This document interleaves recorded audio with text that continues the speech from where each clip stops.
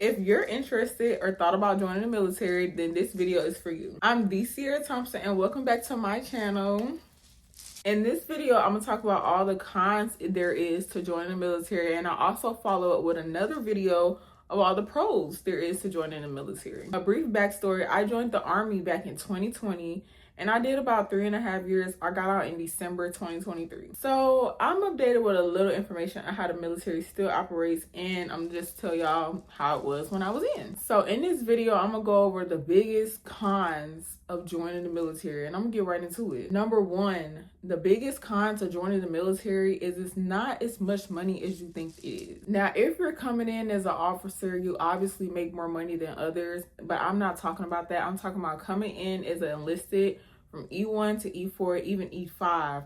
You're not going to be making that much money. And I just want you to remember that, because a lot of people that join the military, sometimes they come in thinking they can help their family or help themselves get out of debt, or just something miraculous they think they can do with the amount of money that they finna receive.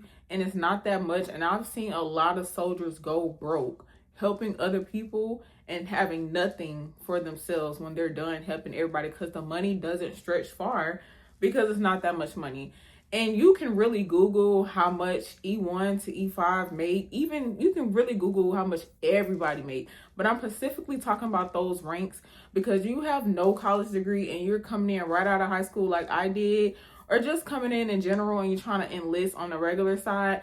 Those are the ranks that you're going to be looking at, especially E1 to E4. You're going to be looking at those particular rates. Well, really E1 to E3, because E4 is time and grade, and then E5 you have to have points to get there. So you're really looking at E1 to E3. And that really, they really don't make money at all. They say it makes up for the other benefits that come with it, but like I said, this is all a cons video. So in my other video, I'm going to talk about why they pay so little. Number two, the second most biggest con of joining the military is it takes you away from your family and your friends. Indeed, you will meet new friends, but of course you cannot meet new family, right? But you can make your friends your family. But if you have love for your family, your mother, your father, especially if you have kids, they can send you off somewhere or station you so far away from all those people. And it's just crazy, especially if you go on deployment. You would probably be on deployment for 9 months. I did a deployment, I was only gone for a month because I ETS out. But more than likely, if you do a deployment, you'll be gone from 9 months to a year. So just think about that all that time. In my first duty station, they stationed me in South Korea. I was in a whole nother country my first year of being in the military. So that means not seeing my family, because I didn't go home, because this was during COVID time. So I did not see my family for a whole year. I did not see my friends for a whole year. I was kind of just like a forgotten child, you know, or a forgotten friend. Like, oh, okay, somebody I used to know.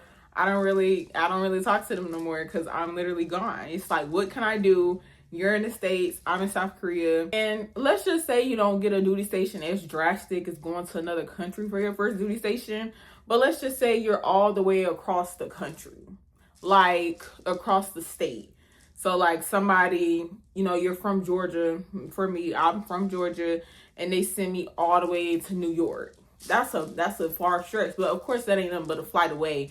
But you're not going to be doing that much traveling and stuff your first year, unless you're going for holidays or taking a 4-day. But I'm just saying, like, in general, you are sometimes very, very far away from your family and your friends.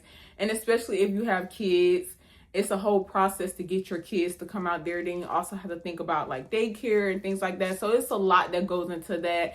And I've seen a lot of soldiers struggle with that, and sometimes have to send their child away or give their guardianship away to a family member, because they cannot be as active in their child's life because of the military. Number three, the next biggest con of joining the military is basically you're giving up your rights to your life. And I know that sounds crazy, because you're like, what? But you literally are. You're waking up when they tell you to wake up. You're eating when they tell you to eat.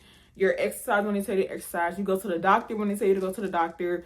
You live, breathe, eat, sleep, whatever on the terms of another person. Your time is no longer committed to you. If they want you up at 2 a.m. or if they want you to work until 1 a.m. or 2 a.m. until the job gets done, then that is what you want to do. And you can complain, you can do whatever you want, you can go to your chain of command, you still gonna be there. You still gonna be there. And for somebody that is ambitious and optimistic and just want more out of life, that type of schedule, it's just not going to sit well with you, because it did not sit well with me. In my 3 years of being in the military, I had a lot of conflict following rules that I thought was just absolutely crazy, because sometimes things are going to be so crazy and the people that outrank you are telling you these things, and you may have a different idea or a better idea to do it better, but nobody wants to listen to you because you don't have enough rank to give an opinion. So it's just kind of like that, you know what I'm saying? Think of modern day slavery, I would compare it to. Now, they may be a little bit better now, but 3 years ago when I was in, that's exactly how it was. Slaving, working all night if need be, especially if it's a change of command. It's terrible. It's so terrible. And sometimes you'll have NCOs over you that is not the smartest, you know. So think about just taking leadership or taking advice from an idiot per se, you know. But it's not everybody, and it's not all the time, and you're gonna have that chain of command that just gets on your last nerves, and you just gotta figure out a way to deal with it. You know, either that or get out. I don't know. Number 4 of the next con. I really wouldn't call this a con for real. It's just kind of like you. If you know that you're not in the best shape physically or can't do certain things when it comes to athletic training, then, you know, maybe the military is just not for you, because running is big for them, and training for the next war to come is also big for them. And if you cannot keep up with runs, you can't do a push-up, certain things like that, then that is a con, because that is going to disqualify you and get you kicked out the military, perhaps, if you cannot pass the test that they give you when it comes to training with your abilities. And I would say it's a con because you can be fully qualified mentally and emotionally, like you could be the smartest person, but if you are not physically and cannot physically do something, then it's not going to work out, perhaps. And number 5, lastly, what I say is one of the big cons of being in the military. The Army, from my experience, and I guess it really just depends on what base that you're on, when it comes to getting help, dealing with like healthcare, going to like your appointments and things like that, everything is a very, very slow process, you know? And it honestly, it could be slow, like being a civilian as well, like being on the outside too, like things could be certain, like slow.